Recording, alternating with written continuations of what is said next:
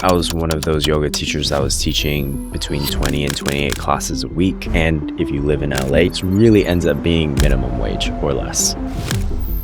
When I did a big world tour, I hit 40 countries in 40 weeks. And I ended up pulling in close to $1 million, just shy. And it's not because I'm the best marketer. In fact, I have no idea what I'm doing.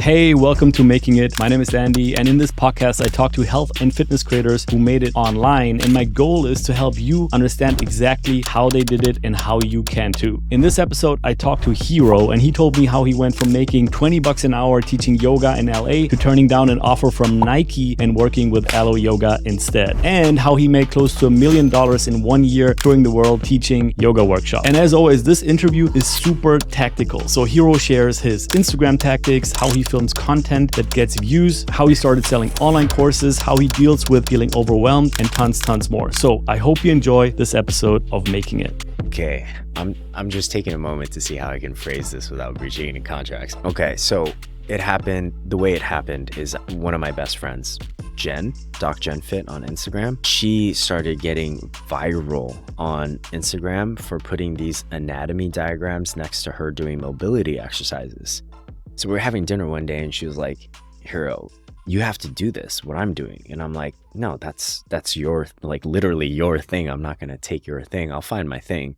And she just kept pushing and was like, promise me tomorrow you're going to post a fucking video of an anatomy diagram and a yoga movement that matches it. And I was like, all right, Jen, I'm going to do it. I promise. So I post it and then it hits 3 million views. And it's a video of you talking? No, it's a shitty video of me doing a chair pose, showing you that you shouldn't have a butt wink. And in the video, I'm doing a butt wink. So I'm showing you the wrong way to do it, saying that it's the right way. And then I got destroyed online, like thousands of comments from PTs and other people who are like, bro, you literally showed the wrong thing. There's no bad publicity. But there's a good lesson in that. Like, I think a lot of us are so afraid of putting out bad content, wrong content, being wrong, being shit on. Fact. But the reality is, one, I'll never make that mistake again. I'll fact check everything. And on top of that, that's what got me started. So after that video went viral, I immediately called her and I was like, do you see what's happening? And she was like, promise me tomorrow you're going to post another video just like that. And every day we kept chatting and every day videos were going viral. And it took maybe 2 weeks, but I grew, I don't know, like 50,000 followers in 2 weeks. And then in that time, I get a phone call from Nike and they're like, yo, let me pick you up. And at this point, I had already been teaching at Alo's headquarters and being a sub in their studios. And I really wanted to be picked up by Alo. And I was photographing all their yogis. I was friends with everyone that I needed to be friends with and still didn't get picked up. Finally, I was teaching privates to the owner and he looks at me and he's like, why aren't you on our team? And I'm like, I've been not so subtly dropping hints and calling in favors. And he was like, hold on. Walks outside. 3 girls come in. Next thing you know, I have an offer. So I get an offer. It's a battle between Nike and Alo. And I was like, you know what? It makes more sense for what I want to do. I want to be a yoga instructor. I mean, if you think about Nike, it's such a huge company. So I'm like, this little guy doing yoga, which is not even part of their branding, like I'm going to get no exposure. Or if I do, it's not in the demographic of what I teach because my demographic was always yoga teachers, even when I was like teaching weekly classes. So it just made more sense to be with Alo. Was Alo Moves already around then? No. At that time, it used to be another company. Kodiak. Kodiak started back when Do Your Yoga started. So in the beginning, we had like the same talent, like Bry and some others. But yeah, so Cody got acquired then by Alo, right? Yeah. So the contract was for like just posting on my Instagram wearing their clothes, okay, tagging them. That's it. Okay. They made it super easy for me. So this is not for Alo Moves. So Alo Moves just then happened like along the way. It was like a natural next step. This all happened so fast, like in a span of months, like literal months. When I joined up with Alo, then immediately there was the acquisition with Kodiak, and then it was like, okay, let's do a video. So I did Smarter Hips, one video, and it was like at that time there were bundles and there were single classes, right? So as far as single classes go, it was like the best-selling class for a year now. So they came back and they were like, can you film more videos? and it didn't do as well. So, you know, but yeah, filmed like 8 more videos with them. And a lot of people who come to my workshops and trainings, it's from Alo Moves. I wonder how the economics work on the platform of who gets to produce more content, who gets more placement. Is this based on demand or who they want to push? It is based on demand in a way, but I think it's based on how well a video does. Just as with most businesses, if you produce a video, put it out there and it doesn't do well, you don't get an invite, right? But if it does well, then you get an invite. Within that, you have the option of either getting paid for like a single class or being part of a retainer. And for me, I always knew you're always going to do better if you do it on your own, right? Yeah. That doesn't mean that you shouldn't partner up with people though. Like you can get a lot of help doing collaboration, like Alo Moves, right? Yeah. It's you on the map. But ultimately, you're sharing your profits with someone else. And if you can produce it on your own, then you get to keep 100% of everything, minus the overhead costs. I guess some of the talents on Alo are exclusive. Like I know, for example, that Bry is exclusive.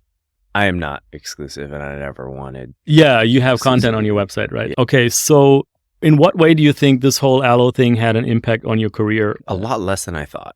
Yeah? Yeah. I thought it was going to like boost my following into the millions and whatever else. But ultimately, they're really smart. I mean, they get people who are already viral or who already have a following. 87,000 is when I signed my contract.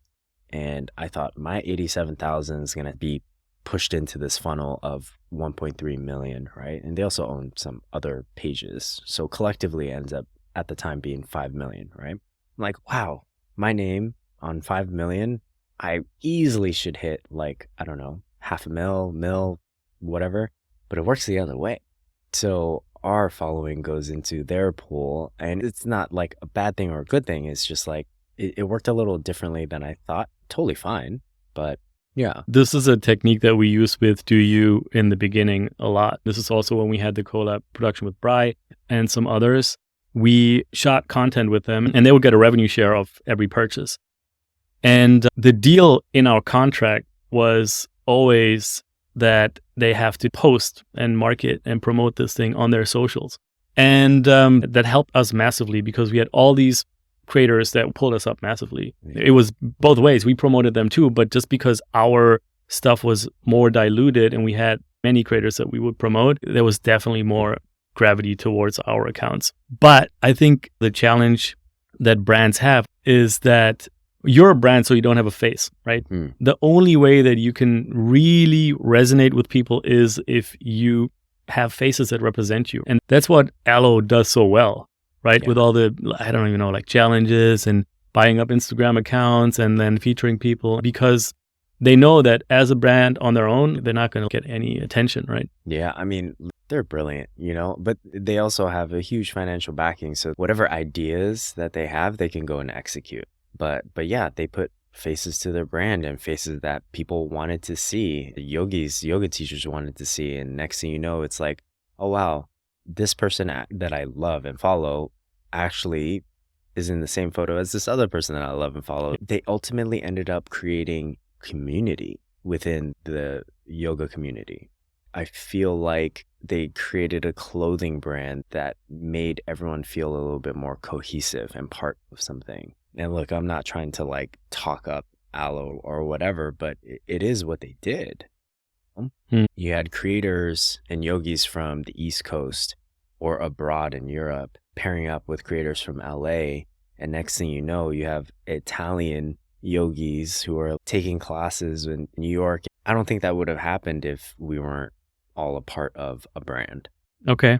So let's talk a little bit about your niche. So the way that I like to look at business or that we work with our creators, build their brand, grow their audience and income and all that. The very first step is always to look at how the niche that they've chosen, if it's sharp enough and if it makes sense. So how would you describe your niche? It's yoga teachers who are trying to learn deeper. Hey guys, just a quick one.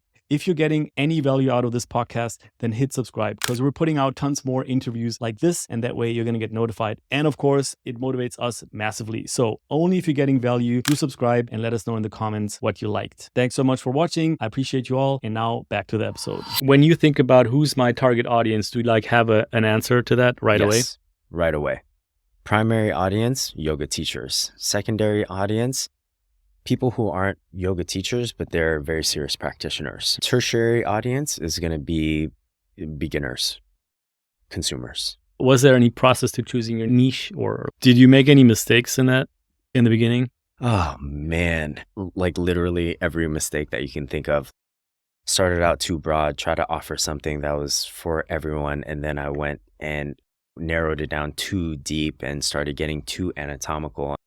I was teaching a whole class just talking about anatomical names, so my class essentially was all in Latin. Sounds exciting. But it's interesting because I'll go from like a waitlisted, sold out weekly class to 2 people in my class getting fired from a yoga studio. Yeah. But one, you got to try something long enough to really identify why it doesn't work, which may ultimately result in you getting fired. And 2, you just got to be willing to put your shit out there. Tons too broad, too narrow, communication sucked. And then I even went down the route where I was like sharing really emotional stuff, which is nice, but then I was pairing it with a very technical class. And then I went the opposite route of teaching a super flowy class that made no sense, no anatomy, and then try to pair it to a bigger themed concept where people were like, yo, are you doing acid? Like, what's happening here? When did that change? Like, when did you be like, okay, cool, like I'm comfortable now, like this is good? I think the process of trying things out and being willing to fail is a very important step. And at some point, you got to stop bullshitting yourself and just realize that you're distracting yourself. Sit down, get out a pen and paper or a giant whiteboard and put some shit down. Like, how do you want to teach? Why do people come? What kind of students would you like to come? And how would those clients like their teacher? And does that match your values and your ethos and how you actually want to teach? If it doesn't, then keep writing on that whiteboard. I think something that I haven't shared on any podcast or interview before is if you walked into my, here you go. If you walked into my old house previous to the one I'm in now, you would have thought I was a crazy person. I took down all my artwork and I put nothing but those big Post-its, not the little ones, but the big whiteboard Post-its. And I wrote down on every cabinet in the kitchen, on every wall space, in every corner, questions, brainstorms. What's my bigger vision? What's my purpose? So as soon as you walk in my house, you're just hit with intentionality or craziness. But did that work? Yes, massively. But what about from a marketing standpoint, from a monetizing this standpoint? Okay, so the way we started narrowing down and really focusing is you got to see why some other teacher who's either similar to your teaching style, similar in following, is able to charge 3 times what you're charging and people are eating it up and buying it. I'm teaching a 20-hour functional asana training, and the majority of the questions come down to how did you build your business? Or if you were me, how would you build my business? And my answer is always the same. Like, you don't have to be that crazy like I was. I have some friends who built very successful 6-figure businesses with less than 3,000 followers, and they're doing it year after year. It's not a one-off thing. And they're not as intentional as I am about things. But what they focus on is very different from what I focused on. I focused on the metrics. I focused on all the boring, like non-connected details. But what they focus on, and this is a huge shift I'm making in my business, I don't focus on growing my following at all. 0. What I focus on is how can I connect better with the followers that I already have. And that's made a massive quantifiable difference. So for these new creators, focus on actually figuring out a way to connect with someone. And a very good example of this is I taught a training in Thailand, right? There's a lady that showed up who 2 years prior to that, she sent me a message and she was struggling in life. Depression, she was going through a lot of shit. And instead of sending her a DM back, writing like, oh, I'm so sorry this is happening to you, I'm sending you so much love, I sent her a video. And it was me just like genuinely being like, I've been through depression myself. I struggle with depression still. I struggle with anxiety. I just want to let you know you're not alone. And if you're ever like really down in the shits, reach out to me. And she came 2 years later and showed me that video. And she was like, you have no idea how much this helped me. And that kind of connection, man, that's it right there. That's really cool, man. I love that angle. Dude, but that's what it is. Followers don't mean shit. You think you do, but then like, why are you really doing this? Do you really want to teach your style of yoga? Or do you actually just want to be popular? Because if you want to be popular, go get the followers, right? But if you want to be a real teacher, followers don't matter. Does your student like your class? Does your client like your content? Does it actually help them? So ultimately, to simplify it even more, is your Instagram about you or about what you're offering to the people that you're sharing to? And I think that's my biggest advice. Like, ask yourself every time you post or you're about to post, whether it's a story or an actual post, is this about showing you off or is this helping someone else? And if it's not helping someone else, then go be an Instagram hoe and be shameless about it. And I want to say 95% are doing the thing about themselves. And I don't even think that people do it because they want to. They think they're supposed to do that because they see everyone else do it. While the reality is the ones that are killing it are the people that are providing value. You said it so beautifully. Like, is it for them or is it for you? Yeah. I love that, man. I love that. And I'll tell you, even when I was this clear about my Instagram is for someone else and not for me, there was a point where I was like, oh, I don't know if people are actually following me for my teaching. And at this point, I was still posting photos or doing videos with my shirt off. So I decided, and this was around the pandemic time, I was like, okay, I'm going to put my shirt on and just pray that I get the same engagement. And I was really insecure about it. Turns out I got even better engagement and I got even better conversion. And then I was like, okay, let's just like go to the extreme and see, right? Because with the shirt, you can kind of still see some definition. And I was like, so I put a sweater on. So I'm teaching these yoga postures. No one does yoga in a sweater, right? So I'm doing these drills and it does the same, like kills it, crushes it. And I think that first year, it was less than a year during the pandemic, I grew another 100,000 followers with a fucking sweater on. And I was like, okay, cool. Let's just stop running this experiment and focus on providing better teaching, communicated in a better way. Okay, so this is just like a total random question. Was there ever a moment recently where you're like, there's an opportunity in a specific niche in this space, a good audience that isn't being served? Is there anything that comes to mind, just in case anybody wants any low-hanging fruits or opportunities? Yes. I'll tell you this. I'll tell you what I foresee coming. Not necessarily in the immediate near future, but people who have a degree or are well-versed and studied in psychology, which deals with like, how do you actually make change, right? Paired with yoga, that's the sweet spot. A few years ago, you have a lot of quotes and they're very like, oh, that resonates so well.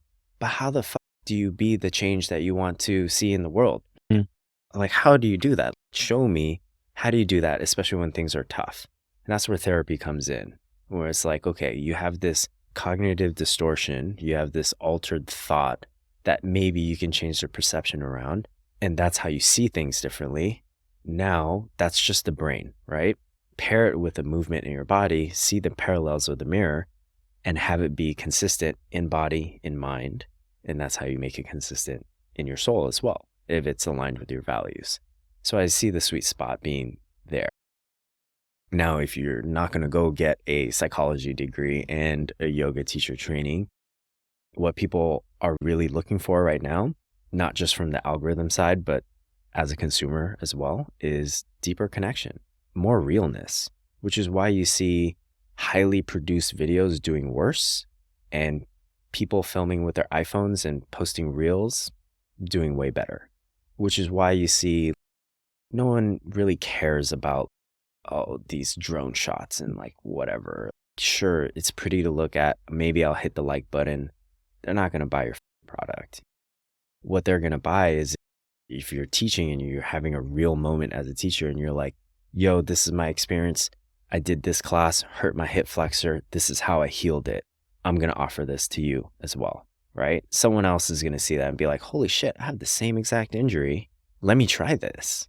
And then if it works in their body, there you go. Yeah. And it just keeps going. When we run our campaigns, we work with agencies that do that. They create all the like graphics and everything. And we constantly have the conversation of this looks too polished. No, make it look more handmade. Make it look more like, someone's just doing that on their phone. This ad looks way too polished. And that's purely marketing optimization focused feedback. Yeah. Because that's what people want. They can see right away if something is made by a company or by an individual, and people want to hear from individuals and not from a brand. I do have a minor theory around that. Oh, yeah. I would say several years ago, I had real issues with doing FaceTime with people. But I think especially during the pandemic, it was a saving grace. Like being able to see my friend's face instead of just talking on the phone meant a lot, and seeing their facial expressions. But if you think about FaceTime, the quality on that is not a 4K video, right? It's not chopped up. It's not overlaid with epic drone shot music, right? It's a very real interaction. And even down to the format of how you hold your phone, you don't hold it like horizontal, or you like to see full screen. So now your whole experience of FaceTime is like that. Your experience of Instagram, especially with Reels, is in the same format. So when you have a creator that is using your iPhone, you're having something that's identical to what you would have on a FaceTime. It's wow, this creator is talking to me, or I feel really connected, even if it's on a subconscious level. So I think just the experience of FaceTiming made an impact on how content is received or not. It's like deep psychological triggers that your brain realizes, no, this is shot with the kind of lens that would be used for content that is boring and lame. But if it's like a front camera, they're like, okay, I feel safe. All right, man. So let's get tactical. So I want to talk about audience growth. What was the channel and what were like the tactics that you used in the beginning to grow? In the beginning, Instagram. And I did it all. Optimizing hashtags. There's a website that you can go to where it shows you, if you type in yoga, the 20 most used hashtags within the yoga realm in real time. So every day I would plug in yoga or like whatever yoga drills and see what comes up and utilize those hashtags. Whether it's helpful or not, speculative, don't know. Something that was helpful, especially with a really small account, whoever liked my stuff, I would go on their page, like some of their stuff, comment, or I'd even go to bigger creators and start commenting on their stuff and liking and just engaging. Made a difference, helped. Something that I did even really late in the game, I responded to every single DM. And at some point, we figured out that we were getting about 900 messages between emails, DMs, and comments. And it took about 7 hours a day. And there were 3 of us that were responding to every single one, 7 days a week. That to me made the biggest difference.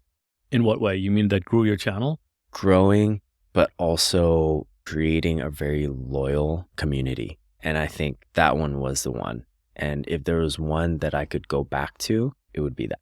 How would you respond though? Like someone leaves a comment, like 1 or 2 sentences. Legit response. Like, hey, I tried this drill and I'm struggling and I still can't do it. Okay, have you tried doing this instead?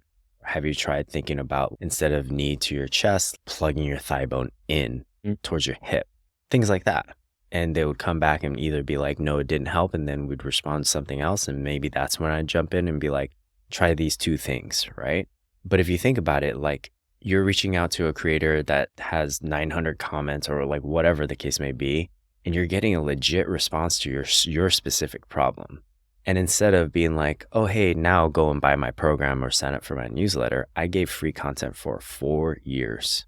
Free content and free responses to every single, and if you scroll back enough, each post, which I posted every day, had about 200 to 400 comments. And I responded to every single person. And was there anything that you did in the early days to grow your audience that didn't work? In the early days, trying to pair the music perfectly with your sequence, trying to make the sequence perfect, trying to get the right angle. I don't think the right angle for a video matters as much as whether or not the lighting is good. Angle as in video angle? Video angle, yeah. Or something that I tried was, okay, let me get my whole body in this video so you can see the whole sequence, right? Yeah. No, that didn't work, because now you as a viewer feel very physically far away from the person that's like showing you what's happening. It's okay if your foot comes off frame. Like, the whole point is to want to be a little bit closer. Whoever's listening to this right now is probably looking for some answers, some nuggets that's going to help them with their business, right? So unless you want to be an Instagram famous person who people are just liking you because you're pretty or whatever, chances are you want to be a teacher. You want people to follow you as a teacher. So use your platform to teach. Have people hear what your voice sounds like, right? And I think that's something that we're really intentionally focused on introducing on my page right now. So focus on teaching. Whatever you're offering, focus on that. Don't worry about doing pretty shapes, because unless your class is built around how do I make pretty shapes for Instagram, then it's not relevant to your business. It's like you walking into a Mexican shop wanting to buy a burrito, and then they try to sell you on groceries. You know what I mean? I really love what you say about show people what your voice sounds like. Yeah. Because it says it, right? Yeah. If you go and take a yoga class, you're listening to some dude or girl for an hour. Yeah. If you don't like their voice, like, it would be great if I knew ahead of time. That's so true, man. But even on a more like higher level, it just means if you want to show someone what your voice sounds like, that means you need to fucking put some content out, right? That's true. Okay, so if you want to talk about it from that side, you putting your voice out there, you're confronted with, oh shit, do I actually believe what I'm saying? Do I actually know what I'm talking about? Those two things. Do I believe what I'm saying? Do I know what I'm talking about? And that's when you get presented with something like imposter syndrome, right? Yeah. Which does happen, and happened to me, because the growth on Instagram happened so fast. It went from, oh, I'm just going to share some things that I've learned in my journey, use it as a journal, into holy shit, now we have sponsor offers, and now we have requests. Going back to imposter syndrome, like, I don't think it's a bad thing, right? Take a moment and recognize that, holy shit, I'm punching above my weight right now, but let me take a look at why that is. Is it because what I'm putting out there isn't aligned with what I'm actually practicing and doing? Because most of the time, I think that's where imposter syndrome comes from. Or if you're like me, I actually had severe social anxiety. So diagnosed with agoraphobia, too afraid to even be outside. Like, even if it's a pretty good friend, us getting coffee outside, it would be nerve-wracking for me, right? So if you're in a situation like that where you have anxiety, really taking a moment and figuring out, what do you want in life? Do you actually want to be hidden away from the world and staying at home? Is that actually what you want? Or do you actually want, in my case, connection, but you're too afraid, or there's blockages that's preventing you from that? In which case, then the solution is simple. Go to therapy, right? Yeah. And if this one kind of therapy doesn't work, try a different kind of therapy. Look at PTSD, look at whatever, try a sound bath, try a women's circle or a man's circle, or try mushrooms, try ayahuasca, try whatever you want. If you know your truth is, I do really want to connect with people, and there's something blocking it, go solve that shit. But if you actually just want to be home by yourself, then cool, fine, live your truth. And ultimately, that's how I got over imposter syndrome. It's just, this is who I am.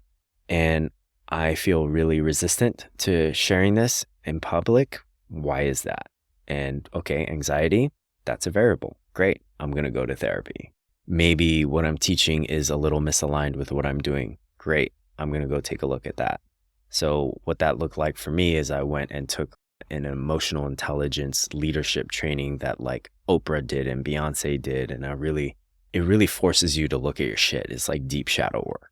And yeah, that works. But I think people, especially if you're a yoga teacher, are a bit afraid of being called out or calling yourself out on your bullshit. because Yeah. your job is teaching people how to be better at life, even if it's in a little way or moving better or reminding them that to be present or whatever, right? Yeah.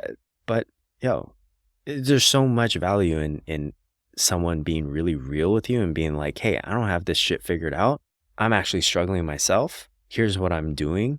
If you have any advice, I'm open to it. You don't hear yoga teachers say that. Yeah. And that was the biggest thing that helped me in the very, very, very beginning, before I was even on Instagram. People will come up to me and be like, yo, Hero, great class. I have this issue. How do I deal with it? Not in private. It would be in the class. And I'd be like, I don't have the answer to that. But if you come back, this was a Tuesday. If you come back on Thursday, I promise you I'll have some sort of answer. And I would go home and I would find a fucking answer. And when they come back on Thursday, I'd be like, here's what I found. Here's the research, blah, blah, blah, blah, blah. Or if I didn't have the answer, I'd be like, I don't have the answer in front of the class. I think two things I'm hearing that help you deal with that imposter syndrome is, number one, first of all, to realize that everyone's an imposter. People don't know what the hell they're doing, even though they look like they do. And it's not just on the entry level, it's on the entire spectrum. And that is something, once you realize that, it's like, oh shit, everybody feels like that. Even that person right there who looks so in control, right? This is one thing. And the other thing, I love what you said about just being open about it, right? You take people's ability to attack you away because you've already said, dude, there's so many things I don't know. And the thing is, people appreciate that so much because they will feel like you're honest, right? And that gives the things that you do know and that you do teach so much more force, right? Yeah. Because they're like, I trust this person. If he says he knows this, he must know it because he told me all these things that he doesn't know, or she, or they, whatever. So yeah, man, I love that. I love that. I mean, look, here's a great example. Like even right now in Singapore, you came to my class. Immediately after that class, the friends that you were talking about that I have around me, it's not about what they do for work or what their position is or whatever. My metric is, can I value their opinion? Are they willing to give their true opinion? And is it coming from a healthy place or, not an egotistical place? So immediately after that class, we went back up to my room. It was like 4 of us, 5 of us. And I was like, okay, feedback. I don't want to hear that this shit was great, but give me an honest thought. Because in every yoga class, it's not that you think the whole thing is great, right? Maybe 80% of it is great, 70%, half of it. But there's always some things where you're like, me personally, I would have preferred this.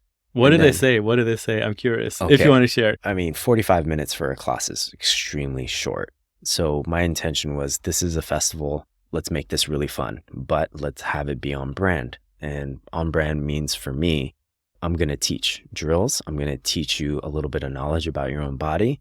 And then we're going to relate it back to a flow. So the biggest feedback that was pretty consistent with all 5 was the flow was really rushed. The ending was really rushed. Mm-hmm. Fair. I was trying to squeeze everything into one class. Yeah. The next bit is the drills that I provided could have been more cohesive. So instead of maybe doing 3 drills, I could have done 1 and then switched into a flow that focused on that 1 drill so that there's a stronger connection between, oh, this drill actually does help this. And that, honestly, I wouldn't have come to on my own. Yeah. And there was more feedback, but those were the 2 biggest ones. So it's like, okay, what I'm hearing ultimately is being prepared better because I wing every class. Yeah. And 2, be more focused. Instead of trying to do everything, let's pick one thing and do it really, really, really well. Yeah. That's awesome, man. To surround yourself with people like that can do that, honestly, is so beneficial, right? But on the flip side of that, you can't ever think that you're so God's gift that you don't need any advice, right? A good rule of thumb is anytime in my own life I think I have shit figured out, I know I'm in trouble. That's what I mean? True, man. That is so fucking true. I have so many moments in my life. Actually, that exact thing. Exactly. When I look back now at my life and the things that I did, the points when I thought I have shit figured out were the things when things were stagnating or going down. And then you need to hit some fucking like hole again to be like, oh, yes, I was a dick. Right? Yeah. It's just my head was so far up my ass that but what I'm in search of right now that's really interesting to me is, what if we didn't have to have everything fall apart in order to change our perception? Like, what would that look like? What would be required? Yeah. And for me right now, what's working is having people who are just really honest, you know, having a friend. Actually, some of the other feedback that I got, I had a friend come from Austria to come and take this, you know, festival classes with me. And she's very honest. And she was like, I thought the class was fantastic. Your playlist was absolute shit. Oh, dude, I was thinking, I was like, I love the music you were playing in the beginning, but then I was like, interesting. All right, well, I guess. But that's what I mean. I mean, there's a couple of things there. Like, one, having someone who can be honest with you, right? Yeah. And two, I was running an experiment because I recently taught at a different festival. And even though I couldn't understand the language because the class was taught in Swedish, this person consistently packs out every single class. And when I say pack out, I mean 250 people, right? So I don't get the big room. I get the second biggest room. And so I get 100 people, but she gets the big room every single time, every day on every festival. So I was like, okay, even though I can't understand what she's saying, let me see if I can find the thing or some things that she does that I don't do. And one of it was playing like what seemed to me as TikTok's top hits on Spotify. So I was like, okay, fuck it. We're going to run it. This was the very next festival. So that's what I did. I went on Spotify and I was like, TikTok viral hits, boom, play. Oh, dude, that's good, man. It's like such a good example of doing a test. Yeah. Trying it out, right? But, you know, if you're so afraid of failing that you're not even willing to try something like that, like, dude, yeah. Good luck trying to scale anything. Yeah. That is awesome advice, man. Just try things out. Let's talk about content creation, okay? So right now, what are the main channels that you create for? Instagram. If I could do it all over again, I would not do Instagram. 100% YouTube. And there's a difference. I hear that a lot, by the way. And I feel the same way, yeah. The reason being is because when you want to go learn something, you either Google it or you, right? Not only that, but the way YouTube works, it's not based on chronological order versus Instagram, which is. So if I wanted to find a hamstring video, there is no search button to scroll through my old videos to get to the hamstring video. Versus on YouTube, you can.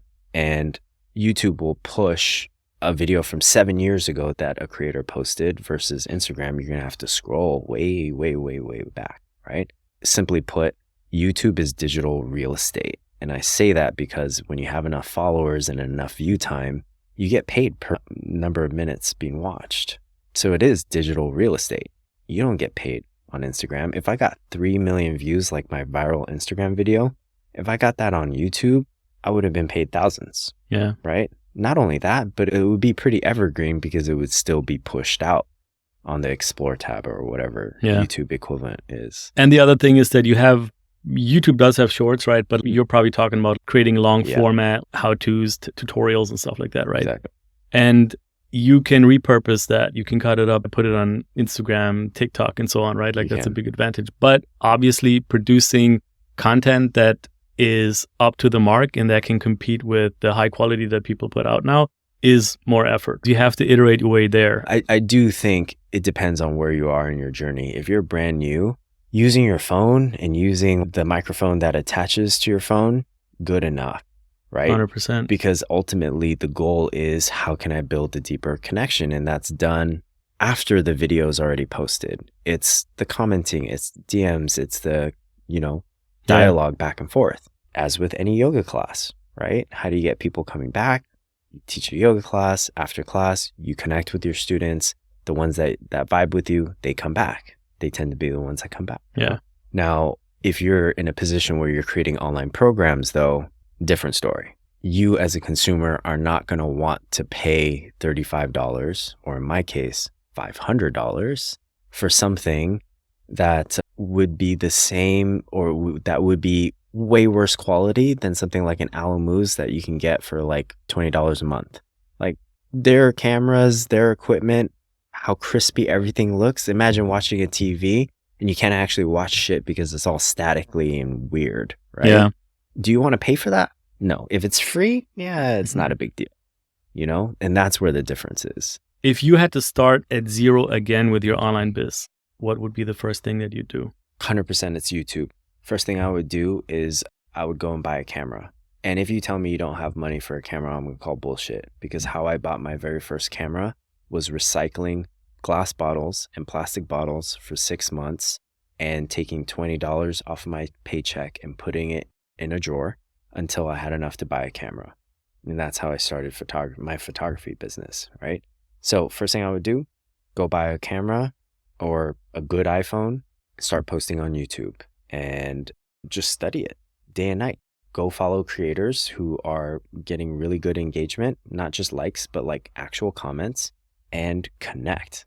Post content and connect. And that's it. What do you mean by connect? With your community, right? The people that comment? People who comment, we write them back. Don't be like, oh, thank you so much. Or cool emoji, prayer hands, smiley face. No, if they say really good content, be like, yo, I'm glad it resonates with you. Is there any particular part that resonated? Or what would you like to see next? Like, you know, actually start a conversation. And I think that's the biggest telltale sign of whether you're using your social media just to boost your own ego or you're trying to offer something. Because if you're actually trying to offer something, you'd ask them, what can I give you? Flat out. But if you're not, take a hard look of why you want to be a creator. One thing that we tell people to do is when they capture email addresses, the first email that goes back to the subscriber is, what's your goal and what's keeping you from reaching the goal? And that way you learn exactly that, right? Yeah. And they give you content ideas and they basically tell you exactly what they need. And all you need to do is to give that to them and they'll freaking fall in love with you. Yeah. What I want to throw in there is that the more you niche down and the more focused your content is, the less likely someone would be able to find it elsewhere. And the more likely they would probably be to accept content that is just okay. 100% right? Like, so true. 100% true. With Do You, I was very focused in the beginning on creating high quality content. It was like 2 cameras, I was looking at other platforms to replicate that type of content that the big media companies are producing. Yeah. And I realized at some point, actually people didn't care as much as I thought. In the end, it came down to you need to have good lighting and good audio. Yes, exactly. That's it, right? That's literally it. Good lighting and good audio. And that's easy to do, man. Having decent lighting and decent audio, you can get a $200 Rode mic and use an iPhone and you can get that done, right? 100%. If you pay attention to it. 100%. I mean, people are getting paid off their laptop doing Zooms and making a killing. Yeah. Right? Which is why I encourage in my trainings, focus on online, because you could fill a Zoom room or you could fill a program with no cap. Yeah. No cap, right? Yeah. But you can't do that in person. Your cap is probably going to be anywhere between 10 and 50 students, or, you know, even if you're a big creator, like coming to Asia, filling a room with like 100, 200 people, that's still a cap, right? There's no reason for any yoga teacher or any kind of fitness coach, health wellness coach to not build an online audience. Yeah. Even if they don't intend to teach online, which also I think wouldn't be very wise. To not grow your audience, there's so many benefits. Like you said, that's how you create diehard fans, right? Yeah. And then you go on Zoom and then you have no cap. There's really no reason not to do that. No reason. And for the people who create this narrative in their head that the space is too competitive, like every space is competitive. The reason why you're having trouble with this is because you haven't narrowed it down enough, found that niche. So like, to put it another way, it just means you're not clear enough about what you're offering. Yeah, maybe you're like me and offering too many drills and it's too all over the place. Narrow it down into one thing so it's clear to the consumer. This is what you're working on. This is what you offer. Yeah, 100%, man. So you mainly produce content for Instagram, right? What's working right now, man? Okay, before we get into that, so TikTok did hire me a while ago when they were developing their creative fund as a way to pay their creators. And I found that on TikTok specifically, what you get in my space is a lot of beginners, not so much teachers, right? Which kind of makes sense because if you're a teacher, you're looking for something very specific and there's no optionality for that. You're going to go on YouTube or Instagram if your preferred way of consuming content is Instagram. So what's working right now on Instagram. I follow a guy, Mosseri. He's like the head honcho at Instagram. He's very candid every week about what Instagram is doing and what they're focusing on. He came out recently and said, you know what, maybe we focus too much on video. We're bringing photos back. So what is always going to work is carousels. And the reason why it works is because people feel like they're getting so much content, valuable content in one post. And that was consistently the feedback in the videos that I paid 10 grand for. They created carousels, and it would be like anywhere between 4 and 10 slides of here's how you do this drill. Here's why. Here's what it's used for, what pose we're working on. Here's level 1, 2, and 3, depending on where you are in your practice. And then at some point, I even added, here's how I would teach it as a teacher. And this is video or photo? Video. Video. So video carousels. Same can be done for photo though. You can post a photo with like typography on there and say whatever you want to say. It doesn't matter what your industry is. The bigger picture is as long as the consumer feels like they're getting a ton of value, that's what matters. Do you do a lot of, I know that you do reels, but do you focus on that a lot, that specific format? No. I know Instagram incentivized especially US creators because we get paid for posting reels. So every reel that I post, I get paid a couple $100. Sometimes, depending if it gets a lot of views, I'll get more, several $100s. Instagram asks for my bank account and they deposit money directly from Facebook. How did that happen? Like, only US creators. It must be certain They selected. handpick. I don't know who gets picked and who doesn't. I have friends who have bigger following and more engagement than I do, and they haven't been picked up. I don't know how they choose. Because you niche down, man. I think that's what it is. It's interesting. You're talking about that a lot. During the pandemic, Instagram decided to do something that would be beneficial for mental health. So they got Anthony Hopkins to come in and do a talk, and they got Oprah to do a talk. And then they picked me to do like a 15-minute yoga class. And I don't think it's because I'm the best yoga instructor that's ever lived or anything like that. It's because I got really narrow about what I can offer. And someone from Instagram saw my page and was like, this would be really helpful and accessible to people, right? Regardless of whether you're a yoga practitioner or whatever. How do you choose topics? A few different ways. One is directly from consumer, like what are people asking about the most? And then let me go answer it. The other one is, if I'm being completely honest, I've never shared this. I'll see other yogis post stuff and I'll be like, ooh, that is misinformation. Or that is not efficient, or that is just flat out wrong. And that's leading towards injury. So I'll post a video to kind of like, it's not an attack, but it's just like, okay, let me put out. Will you call them out? No. Yeah, no, okay. No. There's this technique that one of my best friends, Brian Dean, he's like a legendary online marketer, content marketer. And he came up with this technique called the skyscraper technique. Okay. And it's kind of similar to what you just described. It's basically you look at someone's content, it's a skyscraper, and you build a skyscraper next to it, which is higher. So you take the content and you improve it. There's no need to call out or whatever, but like, you know, this is content that is getting traction and you just look at it. Okay, something's wrong or something could be better. You improve it, put it out.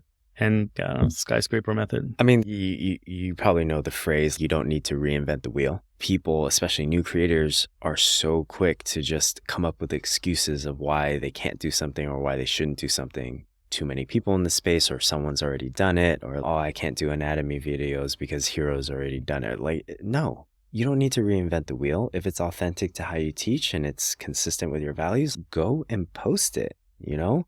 Why not? 100%, man. Yeah. I want to talk to you a little bit about monetization. You don't have to talk about this. No, I'm sharing it. So I want to ask you about your income split. Yeah. So from what I can see, your income sources are you teach classes around the world, festivals, workshops, and so on, right? You have upcoming your yoga teacher training. Mm-hmm. You have your own online programs that you sell on your website. Yep. And then you have third-party content platforms like Allo. Yes. And maybe brand deals and stuff, right? Sponsors. Yeah. How's your split right now? Let's just dive right in. Okay. So for me personally in my business, I know this isn't true for other people in my space, but for me, doing these tours, the festivals, in my opinion, pay the worst. But I will always do a festival because what you get in return is anywhere between 100 to 500 signups into your newsletter. Okay. So don't care. You pay me shit as long as it's net positive, I'm doing it. Workshops do really well. Now, I divide it up between places that I'm going to teach for revenue versus places that I'm going to teach for interaction, connection. And I chose in 2022 to do a tour around Europe. This is a wild generalization, but a lot of Europeans are going to be hesitant with paying a high ticket offer like a teacher training or a workshop unless they go and experience you in person. So I'm going to go and teach, even if it's only to 40 people. How much is a workshop? How much do they usually charge? I think we priced it at anywhere between 50 and 60 US dollars. And this is like a 2-hour class? 3-hour class. Yeah. Okay. Yeah, right. And I'll teach 5 in a weekend. But yeah, it's not big revenue, right? Somewhere like Asia where my demographic is, it's a little bit different, right? We'll pack the room with like 100, 120, 150 people. And people are willing to pay regardless. It's just a different culture. Now, all those things, when I did a big world tour, I hit 40 countries in 40 weeks. And I ended up pulling in close to $1 million, just shy, about 900K. But that's when everything was viral, right? That is still less. And by less, I don't mean like half. I mean less than what I made off of one online program in 1 week. And that's what I mean by there's no cap when it comes to online, right? And it's not because I'm the best marketer. In fact, I have no idea what I'm doing, right? But ultimately what it comes down to is I did come in at the right time. Pandemic just hit. I released a program. What kind of program was it? It was like HIPS program, like HIPS drills, things like that. But I intended on releasing it before the pandemic even came about. I just hadn't really done anything with it by the time it was finished produced and I released it. It was like before anyone started teaching Zoom classes, it was like, bam, here's this HIPS program. Yeah. Right. And on top of that, I tried different marketing strategies. It's like, here's half off or whatever. I did 40% off, but we ended up having like over 20,000 people buy the program. And you marketed to your IG, I guess, and your email list? Newsletter. Yeah, so we had big conversion. Capture email addresses, guys. Like 100%. Case in point right there. But to put in perspective, we haven't been able to replicate it. I've released a few other programs since then or a few iterations. And what we figured out is I'm getting less than 1% conversion off of my Instagram. This is purchase conversion, yeah. So most of the conversion is actually happening from the newsletter. But I think people do newsletters really shitty. They're so focused on, let me put out content every single week. But for me, the last newsletter I put out was like maybe 3 months ago. But every time I release a newsletter, it's like, here is a free video where I'm actually teaching exactly the same way as I would teach in a workshop. So if you come and take my workshops, you're going to be like, whoa, this is gold. And it's high quality content. And it's actually like, wow, this is a lot. Out of all your income sources, what is the one that you would like to focus on the most in the long term? Online, 100%. Like building your own platform? Not necessarily building my own platform, but it's creating programs, certificate programs, training programs. And look back at home, I have a giant whiteboard of a funnel system of like, okay, if you buy this one program and you're not a teacher, here's the path that you're going to take to eventually get into the next cycle, which is if you are a teacher, you're going to do this 20-hour training, then this other training. So we have it mapped out now, I think, for the next close to 20 programs. Okay. And so this is all stuff that you make 100%. 100% in-house. I mean, I like converted my garage and built an in-home studio with 4 cameras and 4 lights and and you own it 100%, like the content, all obviously. of it. Yeah. Owned, edited in-house, animations, diagrams, all of it. All right. So wrapping up content creation, is there anything that you want to tell newbies about this? 100%. Put it out there. That's the obvious one, right? I'm sure every creator says that. You just got to post content consistently. Just put it out there. But also get real clear on what your values are. get real clear on what your business is. And if the content that you're putting out isn't consistent with your values and what you teach or what you're offering, don't post it, or figure out a way to make your content consistent with those two things. And then just try different tactics. Like, just be unapologetic, shameless. Don't make it about you and your, like, I don't know, perfectionist tendencies. Nobody gives a f about your perfectionist tendencies. This is a business. Go out there and try to make your business thrive. You know, in any, outside of our realm, the creator realm, in any other business, whether it's a restaurant or a coffee shop, you don't see the barista standing there and being like, I don't know, this latte art isn't perfect. Let me go and redo this. Like, no, you put the fucking coffee out there. You know what I mean? Yeah. And then you just make sure that you don't f up the next cup. And even if you do, you just keep saying that until you get it right. Amen, man. Amen. Do you have a plan on how to grow that specific part of your business, or you're just going to continue to do what you've been doing? Or do you think there's anything that you're going to do differently going forward? Oh, God, yeah. I mean, marketing strategy. I don't utilize ads at all. It's all organic. I'm not saying it's better or I'm better. Like, I would love to utilize ads if it works, or if I knew how it works. Maybe we'll add that on at some point. But yeah, right now, I would say I've been meeting a lot of friends who do what I do at a much better level than me, a lot more streamlined. What do you mean? The production flow or what? Or the marketing flow? Yeah, marketing, sales. Like, oh man, if you sign up for my email list right now, maybe you get like a free 5-day video on your hips. But if you sign up to one of my buddies, then you get like, not only do you get the free video, but you get a free PDF, and then you get free wallpaper for your iPhone, and then you get 7 days access to this thing. And then if you decide to put in your credit card and do a no risk 3-day trial, then you get access to this, and that. When that trial is over, it's an automated email that you get that's like, oh, by the way, you don't have to renew, but if you choose to, then you also get this, and this. And I was like, okay, let me see if I feel sold to. So I went on his website and typed in my email and did the whole thing. And I was just like, I don't feel like I'm being sold to. I feel like I'm getting a lot of value. And that to me was fascinating, because the narrative that I created in my head was, I'm very resistant to a lot of these funnels or email chains, because I'm like, oh, it's so cheesy, right? Yeah.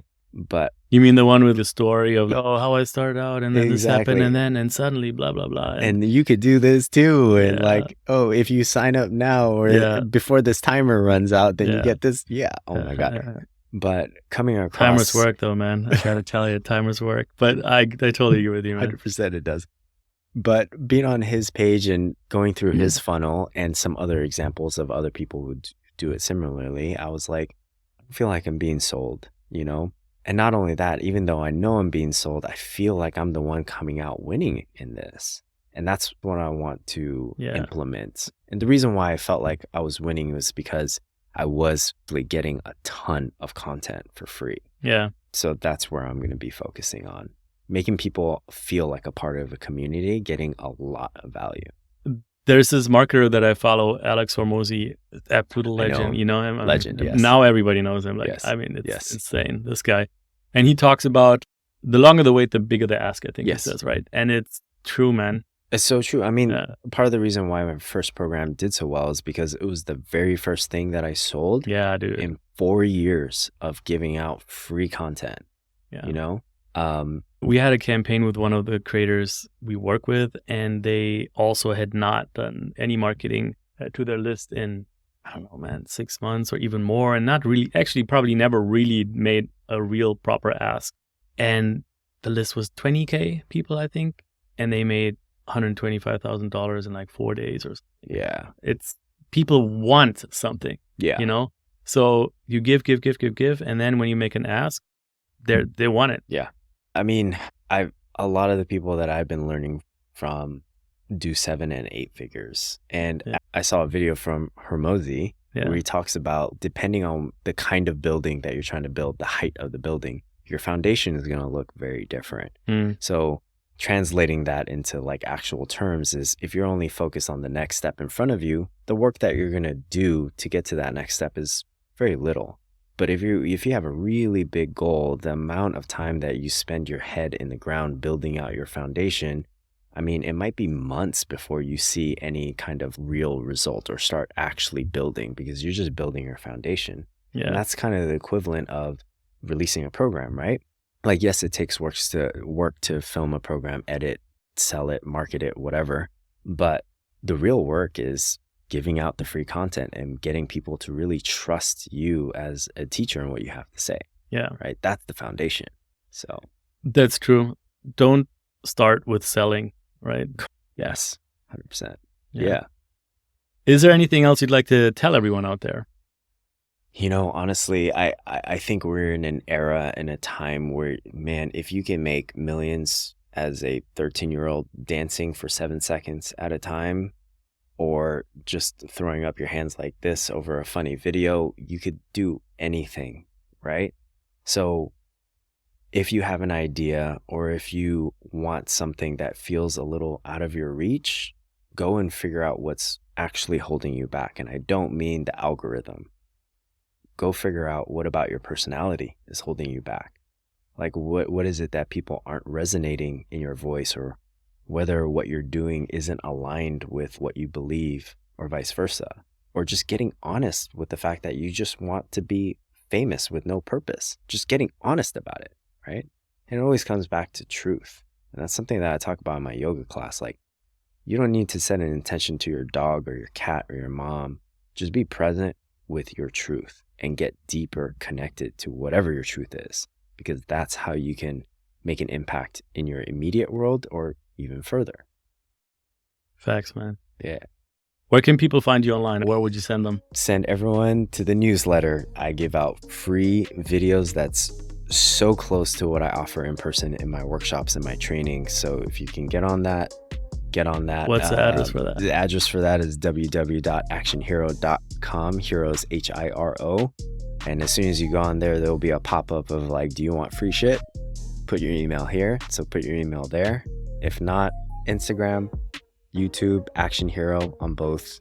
TikTok, Action Hero. Dude, thank you so much for coming. Yeah, super appreciate you and for sharing so candidly everything. Awesome conversation, man. Thank you so much. Thanks for having me. Of course, man. Really great. Anytime.